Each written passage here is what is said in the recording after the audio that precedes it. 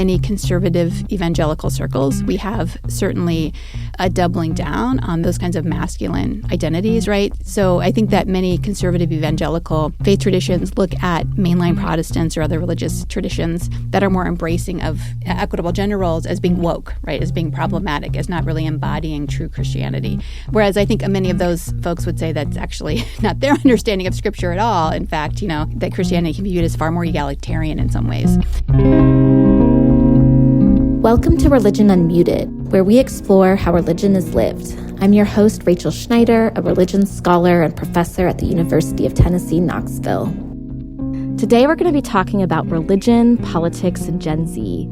Our guest is Melissa Deckman, a political scientist who examines the intersections between gender, religion, and age on political behavior and public opinion. She is the CEO of the Public Religion Research Institute, a nonprofit that examines the intersections of religion, politics, and culture.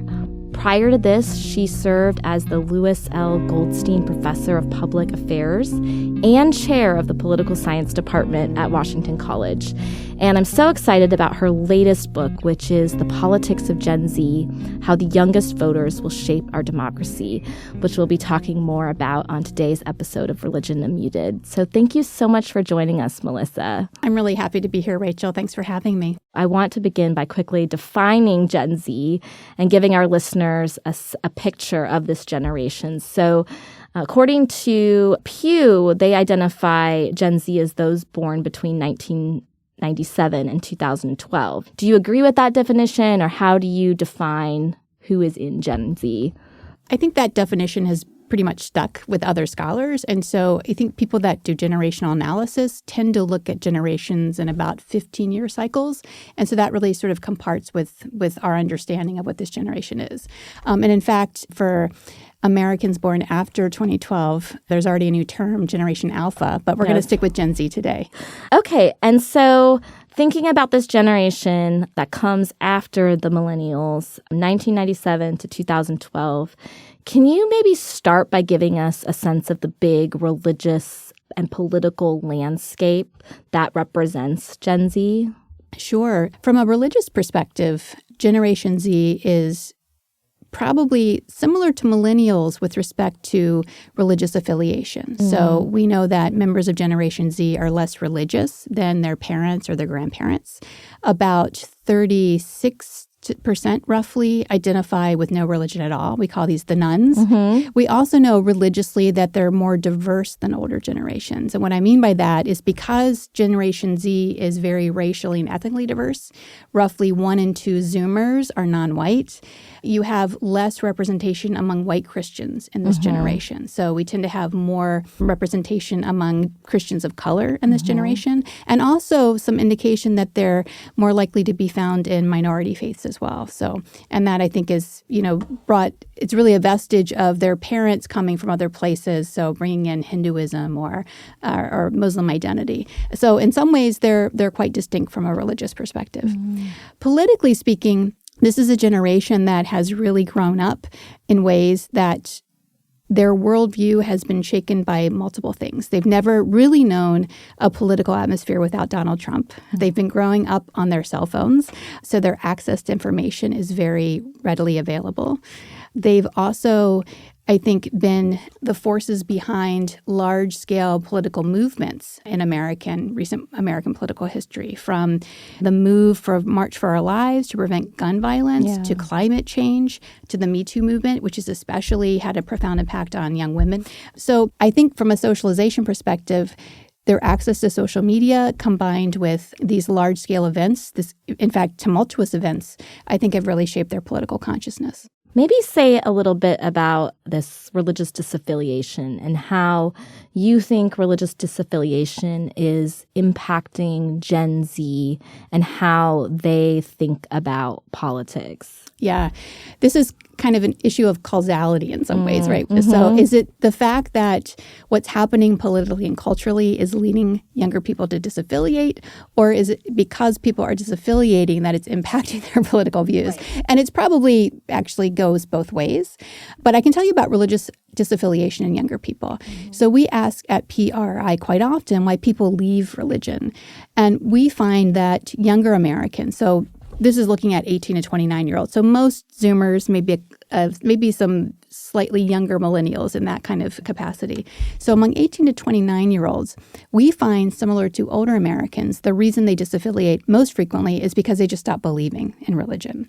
However, what's unique about Gen Z, our younger Americans, is that 6 in 10 say they've left a religious faith tradition because they believe that their faith tradition has treated LGBTQ individuals unfairly. And that's at higher rates than the national average. So our last study found among people that left religion, about 46% nationally left because of organized religion's treatment of queer individuals, but it's much higher for younger people.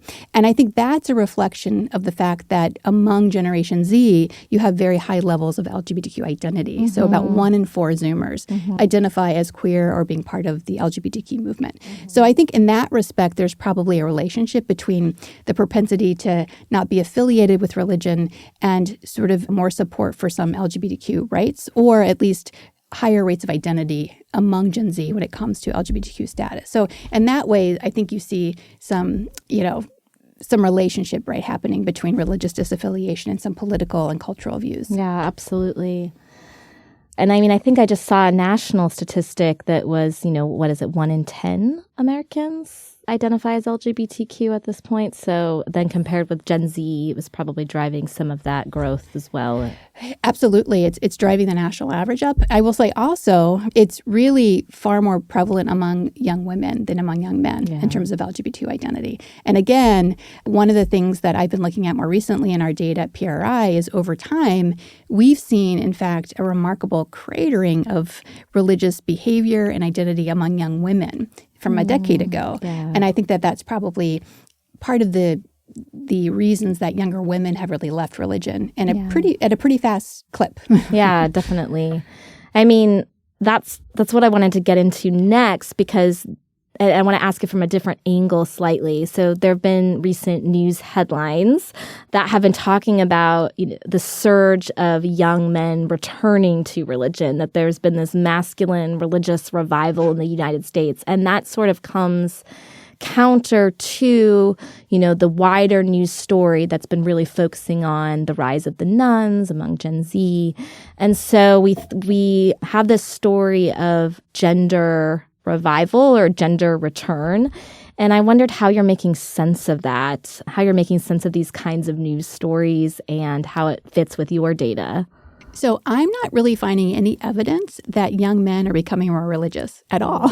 In fact, we have some new analysis just out at PRRI where we look at over a 10-year period. We look at things like affiliation with religion, frequency of prayer and church attendance, and really even just considering whether religion is important to people individually.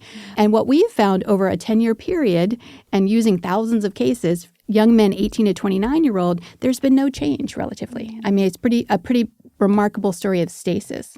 Again, to me, the more interesting story is that with young women, you have them essentially becoming more in line with young men. And this is important because historically we know that American women have typically been more religious than American men for lots of reasons.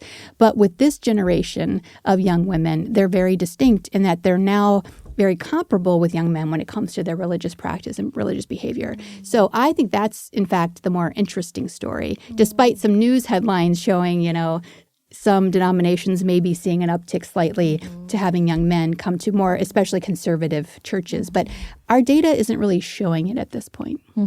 Yeah, it just makes me wonder about what would bring young women back into religious congregations and churches, especially those who have felt alienated because of what we've already talked about, whether it's about gender or sexuality. Yeah, that's the million-dollar question. I think that lots of pastors and rabbis and religious leaders are looking to really, how do we bring younger people back into communities? And I think it's a combination of building infrastructure, making programming more appealing. But, I think for young women, especially those that maybe have never been religious, there's a perception that religion is very patriarchal. And in fact, in our current climate, a lot of those voices, I think, have a pronounced impact in our culture and our politics right now. And so that's what they see. When they see religion, they see complementarianism, or they see a sort of a system where, you know, men are the head of the church, and what does that mean for women? And you have to remember, young women, culturally, I think what's unique about Gen Z women is they've been really raised to have higher self-esteem on multiple planes. So, and this really has taken a lot of infrastructure and funding to get, for example, girls to play sports, or getting girls to go into STEM fields, or getting girls to run for political office, right? It's been an all hands on deck approach. And the results, I think, are that they're more politically engaged. But I think, again, the idea that they would find appealing a church that says you can't be a pastor, or your role is kind of to be a helper and not to be leading, and to say that that's biblically mandated, that just isn't going to have much appeal, I think, for a lot of young women today in America. Yeah, it makes a lot of sense. And so we're already talking about the, you know, gender differences that you found in your research on the politics, the political attitudes and behaviors of Generation Z. What would you say are some of the cultural, social, religious conditions that have led to a shift towards progressive activism and engagement among Gen Z women largely? That's what you find largely. That's not the whole story, but largely. Yes, yeah. So I decided to write this book because PRRI did a survey with MTV back in 2017, 2018. And they had a battery of questions where they asked young Americans, you know, how often are you participating in politics? And what really struck me as a political behaviorist, that young women were participating at higher levels than their male counterparts. And this was really something that was new. And sometimes with survey research, you get a survey report and you're like, maybe this is a blip. Is this really happening? So I actually decided to look at it through my own collection of data. And so I collected data in 2019. Again, this is during the Trump era. You know, we have the Me Too movement happening. You have lots of young women essentially being, you know, socialized in an era where Trump's elected, and a lot of them can't believe that the nation would elect someone like this to be president, given his treatment of women, his misogynistic statements, et cetera. But essentially, what drives higher levels of participation, or what drove it during the first Trump era for young women, is that they were very progressive. They cared very much about feminism and abortion rights, LGBTQ rights, racial justice. Those sorts of elements really catapulted young women to be more engaged in politics. And so they're socialized culturally and politically. But again, getting back to the technology that allowed them to do this, right? So, you know, the phone, for better or for worse, really, you know, provides for young people instant access to news and information. And so it's incredible enabler for people to organize, especially for young women. The downside, of course, is that your feeds are only going to, the algorithms will send you feeds that reinforce some of your views to begin with. Again, that can build some political capital, but if you're looking at news feeds that show about, you know, gender inequality on a rotating basis, you know, you are recognizing that gender inequality or racial inequality or LGBT inequality exists in the world today. And that really, in fact, raises your consciousness about those sorts of issues. So you have the larger culture, you have the technology, and you have these kinds of programs that have built young women's self-esteem that really has, again, propelled them to engage in politics at higher levels than, say, their mothers and grandmothers, certainly. So I think that's really what sets them apart politically. Yeah. And of course, young women are getting higher education in higher numbers. And I really liked in your book as well how you really show that it's not just traditional ways of thinking about political engagement, because I think that's sometimes often missed, that there's all these other ways in which people are becoming civically and socially involved, and they may be dissatisfied with the formal political process or the political parties, or maybe pessimistic, but that doesn't mean that they're not actively asking political questions and concerned about how to make the world a better place, or, you know, getting involved with the issues that they're concerned about. Yeah. And I think, you know, I left, you know, writing the book being very inspired by a lot of these young women who just had the wherewithal to create these nonprofits and these organizations. And, you know, they have the world at their fingertips. And I think a lot of them have used them in ways that are trying to make the world better, right? And trying to address climate change and trying to address inequality, and often in their own communities, right? So I think in many ways they're pretty remarkable generation of young women. Yeah. Now, certainly, I have to say, it's not all young people. I mean, we still know that most Americans tune out of politics. The most frequent kind of behavior is voting for many Americans. So we're, again, still talking about a rarefied group. But I do think if you look at the face of progressive activism, even still today, even in the second Trump era of young people, it's largely driven by young women and by LGBTQ individuals as well.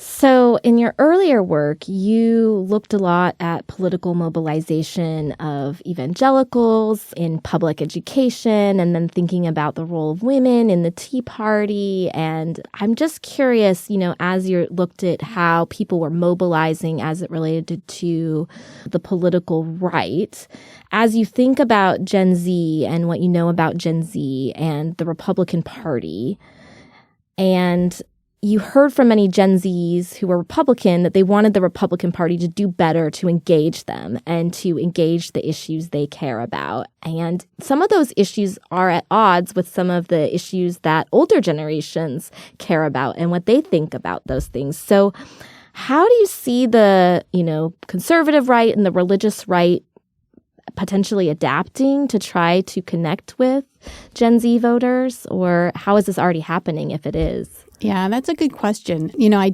interviewed a group, I think it was Gen Z GOP, that was actually trying to be a more moderating force, kind of like a John McCain-esque kind of, we believe in climate change, but we want market forces to address it, right? Yeah. This is not the current political climate for the Republican Party today, right? I think what we've seen is MAGA has completely taken over the GOP. And I wouldn't call MAGA to be traditionally conservative anyway. Right. I mean, it's very reactionary. We're in the middle of this very tumultuous time where our long-held alliances are being challenged internationally, as well as sort of a really severe attempt to ratchet back the size and scope of government, right? Yeah. Which is, incidentally, Gen Z, even Gen Z men, a majority think that we need more government intervention to deal with our problems, right? So there's a larger kind of, we're still seeing that in survey data. But I don't think that members of the current Republican Party will look at this book and think, we need to moderate to get these folks. We're just going to essentially, I think, double down on what we believe our priorities are because they have a very active base. I don't think a lot of that base tends to be younger people, though, frankly. We find pretty consistently with respect to Gen Z women, at least, that only about maybe 20% identify as Republican. That number has really, and younger women of color, are far less likely to identify as Republican. But, at the same time, younger people are just, I think, less trustful of all kinds of institutions, including political parties, including religion, including the government. Mm-hmm. So I think in the last election, we did see some movement in terms of voting for Trump among largely men. In fact, for the first time since the election of George H.W. Bush, a majority of young men voted Republican. But I don't think it was for the cultural reasons that are espoused by MAGA. I think it was because of the economy, right? Mm-hmm. This is the first time that Generation Z or millennials, frankly, have had to deal with high inflation. And so I think that a lot of Gen Zers have high levels of economic anxiety. Yeah. A lot of Gen Zers aren't paying attention to politics on a regular basis, but they tend to remember before the pandemic and the first Trump administration, maybe things financially were better for them. And so that's probably what led, I think, more young people to vote for Trump. Now, don't get me wrong. I think there was a lot of smart strategy on the part of the Trump campaign by meeting young men where they were, right? We talk a lot about the manosphere. Right. And, I don't necessarily think that young men have become very reactionary on lots of things, but I do think that many young men have been left behind educationally and socially compared to young women. And so there's a narrative, right, that zero-sum game narrative that as if women are doing better, if LGBT people are doing better, this means that young white guys who are straight are getting the shaft, right? And those kinds of messages, I think, resonate with some young men. And so I do think culturally there's more comfort for young men to kind of talk about what they see as maybe the excesses of toxic masculinity, right? So I think for many young men, they feel that they're disaffected, they're less rooted in their communities and cultures. And so that message, I think, might have been appealing. But I don't think it's most American young men, to be honest. It's interesting because I think one of the through lines between politics and religion And really, kind of thinking I grew up and could come out of a conservative evangelical background. So I'm very familiar with this message of the church has become too soft and too feminine. And now, we have this sense of America has become too soft and too feminine. And people's attitudes on that, whether they believe that America has been, or the church, Christianity has been gendered in a particular way, shapes their political behavior. So I was wondering if you'd comment a bit more on that belief. Yeah, no, I think very much about the work of Kristen Dumais, right? Mm-hmm. Jesus yeah, and we John had her Jane, on this podcast right? too. Exactly. And it's a really good observation that I think in many conservative evangelical circles, we have certainly a doubling down on those kinds of masculine identities, right? So I think that many conservative evangelical faith traditions look at mainline Protestants or other religious traditions that are more embracing of equitable gender roles as being woke, right, as being problematic, as not really embodying true Christianity. Whereas I think many of those folks would say that's actually not their understanding of Scripture at all. In fact, that Christianity can be viewed as far more egalitarian in some ways. So I think those forces have certainly been more apparent in a lot of conservative evangelical churches today. How that factors into young people's embrace of religion. I think for young women, again, it acts as a deterrent. Right. For young men, we're not seeing them leave churches in that respect. But, I do think, though, that I look at individuals like Josh Hawley, who wrote a book called Manhood. Mm-hmm. And if you've read kind of works there where it's a really religious perspective of saying, because of wokeness or feminism, young men are unmoored. They don't have a place in society. And their place really should be at the head of the family, fulfilling God's role. His solution to sort of the problem with young men today, who he rightly acknowledges, are less likely to go to college. They're less likely to be employed than their fathers and grandfathers. They're more likely to die deaths of despair. The data are pretty irrefutable. I think for me, it's problematic for someone like a Josh Hawley or other conservatives to say, well, the solution is for people to go back to these very patriarchal religious denominations, and that will solve the problem. But I do think there is a sense that young men don't really have new narratives, right? That, unlike young women. Richard Reeves is a terrific scholar. He founded the American Institute for Boys and Men. Mm-hmm. He makes that point in a book that he wrote a couple years ago called Of Boys and Men. And he documents clearly how young men are struggling, especially issues of class and race, which don't always get brought up by, I think, many conservative religious organizations. But nonetheless, but he makes the point, which I agree with, that young men, I think have grown up understanding their role should be to be a provider for families. But yet, they're less likely to get married. They're less likely to have children. And so into that environment, there's a lot of uncertainty. Yeah. And so I think that those appeals then on the manosphere, they find an audience. And I think the political left has not really provided a narrative for those young men to necessarily, to find ways to get them, I think, to adopt or be more active on progressive causes. Yeah. No, I mean, the question of new narratives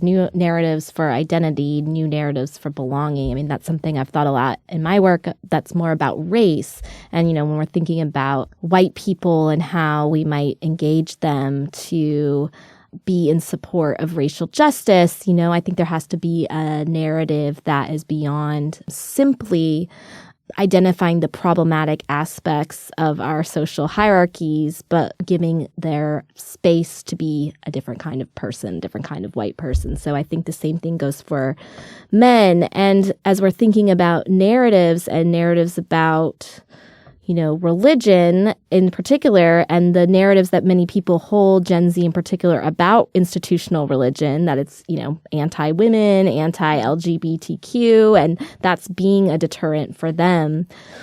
I'm curious how you think religious institutions and religious leaders should or, may or may not be responding to the kinds of things that Gen Z really care about. Are they just disengaging from those critiques? Are they wanting to lean into, climate change and gun violence and economic justice and race and gender and sexuality? Where do you see happening here? I think if you look at some faith traditions in America, I'm Episcopalian, our denomination is one that really leans into climate change and climate care, or it leans into gender equality, and it's very affirming of LGBTQ individuals. In fact, we're delighted to have Jean Robinson's on our board, right? The first gay Episcopal bishop. So there are many faith traditions that have leaned into that, right? I don't think it's enough necessarily to bring younger people into organized religion, right? Because I think there's just this larger problem in the sense of radical levels of distrust for all kinds of organizations for young people. And look, so in my small church, maybe 50, 60 folks go. I'm in my, 54. I'm probably one of the youngest people that attends, right? We know the average age of these more mainline Protestant faith traditions, or other more progressive left-leaning, or even in the Black church, right? I think that we're seeing historically African Americans that still remain more religious, but even younger people are leaving the church, right? So, and I think part of it's a function too that younger people have other alternatives to spend their time on. When I was growing up, there weren't sports leagues on Sundays. That was kind of viewed as a very sacred space, right? I think even then. And so, I think younger people have different alternatives, and they also have their phones, and they're spending time online in disproportionate numbers, which is a whole nother set of issues and problems. But I imagine that also compounds the problem for younger people finding organized religion to be compelling. Now, don't get me wrong, there are still a lot of young people that find sustenance and community and lots of good things from a religious experience. I don't want to say that it's all. It looks at all younger Americans. I don't want to paint them with a broad brush, but, I think getting younger people back is really going to be difficult. Yeah, it makes sense. I think people are finding also that, we talk about spirituality. They're finding other ways of expressing spirituality in other spaces to which they're being drawn to. And like going nature, or doing yoga, or doing these sorts of things here. Although we tend to find at PRRI, though, that spirituality and religiosity, like organized religion, kind of goes together. Interesting. So I think for a lot of people that are the nuns, they're unaffiliated. They're just unaffiliated, right? That's not an important component for them necessarily. But yeah. So we talked a little bit earlier about what you found very meaningful or inspiring about your work with Gen Z. And so I just wanted to return to that question and say, what's been sticking with you since you did, all of these interviews and focus groups and surveys of Gen Z? What's been the most meaningful or inspiring aspect of your research? Well, I think one of the things I'm inspired by is that even today, when I think younger progressive people feel sort of unhappy with the state of the world, right? One of the things I talk about in the book, I was finishing the book as, for example, when Roe was overturned, right? And I think a lot of young people didn't think that was going to happen, or especially young women activists, right? But I think what I found in the book, when Gen Z feels that there's a big problem, they're unafraid to get actively involved to fight that problem. Yeah. So I want to pivot a little bit from the research and work you've done on Gen Z to your other role, which is being CEO of the Public Religion Research Institute, which is very related. You've already been talking a lot about the data of PRRI, but I was wondering if you would tell our listeners a little bit about the work you do at PRRI. Sure, absolutely. One theme that overarches our work in recent years is the role that religion plays in both fostering and hindering democracy. Right. And so we are an organization, we don't take policy positions, right? We try to kind of explain religious trends, how they influence people's attitudes on a range of factors. But we also recognize that religion can both hinder and foster democracy. And I think as a political scientist, I will tell you, I'm not trying to be too alarmist, but looking at what's happening in the world, there are real challenges to the vision of a multiracial, multi-religious democracy where everyone's voice counts. And so a lot of our work really kind of highlights the challenges that we face.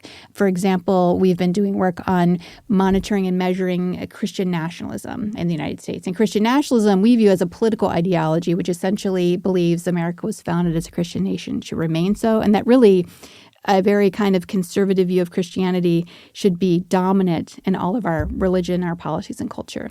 But it's also a very anti-democratic small d movement because essentially it privileges the voices of a religious minority. And it's important to recognize, too, right, that the percentage of white evangelical Protestants, for example, who disproportionately are more likely to adhere to or be sympathetic to those views are really a small portion of the U.S. population. Right.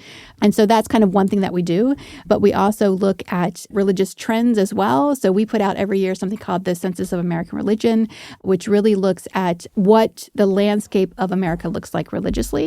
And we also have, which is really unique to us, some county level estimates. So we're able to map across all 3,000 plus counties what a religious landscape looks like in terms of, and it's really, so we regularly put out these maps. They're kind of fun to look at because you can kind of see the story of America. Like you see along the southern border, larger percentages of Hispanic Catholics, right? It's a story. Or you see Catholics appearing in the Northeast or Upper Midwest. So it's kind of, a legacy of immigration patterns. So or you look at the role of Black Protestants, which are heavily situated in the U.S. South today. So it's really kind of fun to look at that demographic data because academia is great. I'm a product of academia, but sometimes your data, your articles are locked behind a paywall at a library that it takes years to get published. And so we have data that's really accessible and impacting what's happening right now. Yeah. And I mean, very much aligned with the work we do here at the Religion and Public Life Center and the Boniek Institute, and why we wanted to even just create this podcast, Religion Unmuted, because we wanted to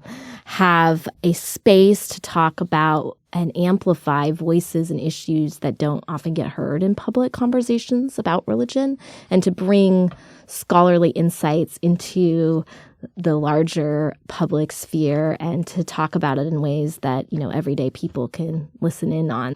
So I wanted to ask you, in the spirit of this podcast, which I just mentioned, thinking about how we amplify voices that are often heard in public conversations about religion, when we think about Gen Z, what do you think, some of the messages are that they have about, and how that's going to shape religion in public life? What are their voices saying about religion in public life? This is a speculative question, but I'm just curious how you're thinking about that. Yeah, it's very speculative. So my background is both in religion and politics and gender and politics. But one of the things you'll note in the book is there's not a lot of religion in the book, right?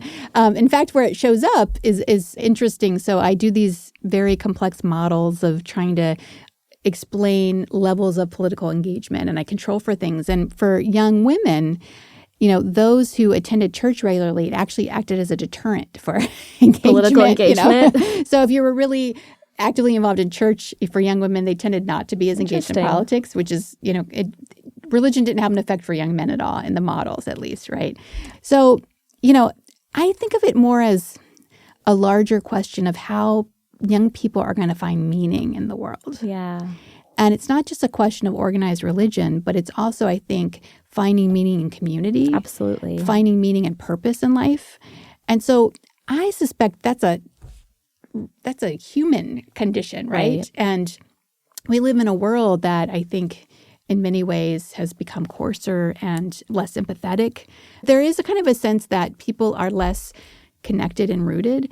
And so I think there's a larger issue of how Gen Z are going to be able to find those connections, getting Gen Z off their phones, getting them more engaged in face-to-face interaction in mixed gender audiences. I think that's another thing as well, right? Like I remember growing up in the 80s that, I'd be hanging out with my friends in their basements and it's boys and girls, and it really kind of forces you to kind of interact, right? And face-to-face. And we're losing that, I think, as a culture. Churches, of course, synagogues, mosques, these religious spaces provide that kind of community. So I tend to suspect at some point for younger people, they're going to be looking for meaning, and they're going to be looking for connection. And maybe that's a way that organized religion can kind of play that role. It's an uphill battle based on data I'm seeing, but I do think that trying to find how young people find meaning is going to be critical to lots of areas of our life, including American religion. Thank you. This is so insightful. And I found your book so refreshing and inspiring, particularly as I think about, my own trajectory and, movement into public engagement and leadership. And then also, as a parent now, thinking about what the future might hold, it's important to listen to the next generation. I'm grateful for how you gave us insight into that generation. Well, thank you. Yeah, thanks for being here. So that's it for this episode of Religion Unmuted. If you enjoyed today's episode, make sure to subscribe to, rate, and review us wherever you listen. And special thanks to my guest, Melissa Deckman. Today's show was written by myself, Elaine Howard-Eklund, and Haley Hemstreet. Our series is produced by Three Wire Creative. And Religion Unmuted is a joint venture of the Boniek Institute and the Religion and Public Life Center at Rice University. I'm Rachel Schneider. Until next time.